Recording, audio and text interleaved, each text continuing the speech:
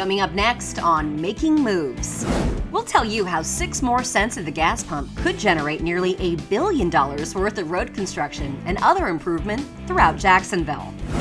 Not all people in Jacksonville who need COVID-19 vaccines can easily get to vaccination sites. So, JTA is partnering with Agape Family Health to launch a mobile vaccination bus, taking the vaccinations to underserved areas of the city. JTA has a multitude of transit options at its new downtown transit center. Buses, shuttles, elevated rail. Now you can add scooters to the mix. The St. Johns River Ferry is back in business after another multi-million upgrade to both landing sites and a full Coast Guard inspection of the boat. We'll take you to Mayport for more.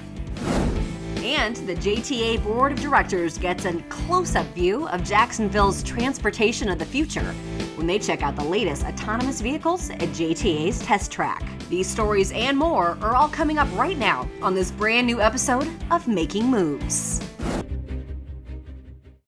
Nearly $1 billion worth of roadway, infrastructure, and transportation improvements could be coming to Jacksonville under a new proposal from Mayor Lenny Curry and the Jacksonville Transportation Authority. Hello and welcome to Making Moves. I'm Bill Milnes. Glad you're with us today. The proposal would be paid for by leveraging local option gas tax monies like the JTA currently does with its Mobility Works program. That program has been hugely successful with 13 roadway and 14 intersection improvements either completed or underway. Projects like Kernan Boulevard, Gervin Road, Collins Road, Alta Drive, and San Pablo Road. All key corridors in our city that have or are being improved by using gas tax monies. Now JTA and the mayor's office want to do it again, but on a larger scale. This time by expanding the gas tax to its full allowable 12 cents. That requires majority approval of the Jacksonville City Council. Let's bring in JTA CEO Nat Ford now. Thanks for joining us. Tell our viewers why the City Council and the community at large should get behind this initiative. Well, it's clear. The better we move, the greater our city will become. And over a 30-year period, imagine the population growth that'll occur because individuals want to live and work here in Jacksonville. So we have to prepare for that growth. And these projects will allow us to have what we call complete streets, safe streets for pedestrians, for bicyclists, for automobile users, and for public transportation. Also, we have ADA accessibility issues that continue to be a challenge. We need to make sure that our streets are safe for the disabled community so they can safely make their travels for their life needs. A part of the plan also includes JTA purchasing a second ferry. For those who aren't regular users of the St. Johns River Ferry, why is a second boat necessary? A second boat is critical. As we see an increase in ferry utilization over the past few years, the JTA took responsibility for the St. John's Ferry back in 2016. One of the challenges we have is that periodically the boat needs to be taken out of the water, inspected, repowered. The motor is actually checked and inspected and repaired if necessary. And during that time frame, which could take up to 2 months, that connector for A1A, Highway A1A, is out of service, and it creates a very long trip for our citizens who actually use the ferry. So having a second boat allows us to keep the ferry in service 365 days out of the year. When are you hoping to get this before City Council for a vote? Well, we're working very closely with the mayor's office. He'll make the final decision in terms of when legislation will be drawn up and put before the City Council. I believe his plan is for it to occur during the development of the fiscal year 2022 budget, and so we will wait for his direction as it relates to that. And in the meantime, we will continue to inform the community in terms of the importance of these infrastructure projects and the importance of using local option gas tax to fund these needed projects. JTA CEO Nat Ford, thank you for your insight into this important initiative. The best protection you can have against COVID-19 is a vaccination. So JTA has been offering free rides to vaccination sites so as many citizens can get their shots as possible. Through Rides to Health, the JTA continues to offer complimentary rides to seniors and eligible populations to federal, state, and local sites across Duval County. Through bus routes, the First Coast Flyer, Ready Ride, and discounted trips through Z-Trip taxi cabs. But JTA wanted to do more, so now they are partnering with Agape Family Health to bring the vaccines to the people in underserved areas of Jacksonville. As Making Moves correspondent Karen Adams reports, it's a program called Wellness on Wheels, free COVID-19 vaccines from its mobile vaccination bus. The Jacksonville Transportation Authority is used to being an industry leader. It's exactly how CEO Nat Ford likes it. Throughout the pandemic, JTA has been out there every day taking essential workers to their jobs and making history by using its autonomous vehicles to deliver COVID test samples at Jacksonville's Mayo Clinic. So it was no surprise when the JTA teamed up with Agape Family Health to make sure Jacksonville's most vulnerable citizens get their COVID-19 vaccine. Together, they've created Wellness on Wheels, a unique way to reach the city's less mobile citizens by bringing a mobile vaccination bus directly to them. Mia Jones, president of Agape Health, says the priority is homebound seniors and those people at high risk. So we're going to be working with community organizations, churches, schools, in order to make sure that we have a place that we can go, we can set up. We'll go to at least 2 places each day, and then we'll have the opportunity to work with those various organizations. The idea is to target anyone who needs assistance getting vaccinated.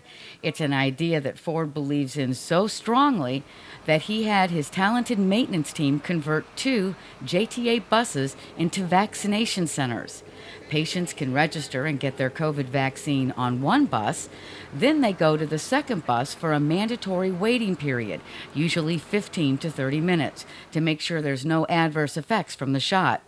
All the while, trained health professionals are standing by to step in if someone does have an unexpected reaction. Even before the pandemic, the JTA, our staff, the board of directors, we recognize that we have a major role in the health care of our community. For many members of our community who do not drive, we are their connection to healthy health care outcomes. And so we're just so excited about today being able to partner with Agape and pulling together these mobile vaccination units. It'll have an immense impact on our community. This is the first stop, Centennial Towers. It is here where residents of the community will be able to come out and get their shots. It's estimated that 300 to 400 people a day in the community will be served. The 2 buses travel in tandem to reach as many underserved community locations as possible. Inside, the seats have been reworked so people can sit comfortably, and there's plenty of room for healthcare personnel.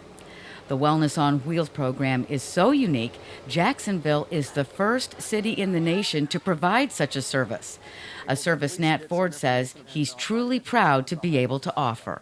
I think we've done a fine job with our fixed route service and connecting people to the facilities that have been identified. We expanded our Ready Ride Zone, so we're able to provide additional connectivity. And then we partnered with Z-Trip last week, another layer of connectivity. But even with that, there's still members of our community that need the vaccination brought to them. And I think this is a very efficient way to vaccinate large numbers of individuals who don't have access to transportation.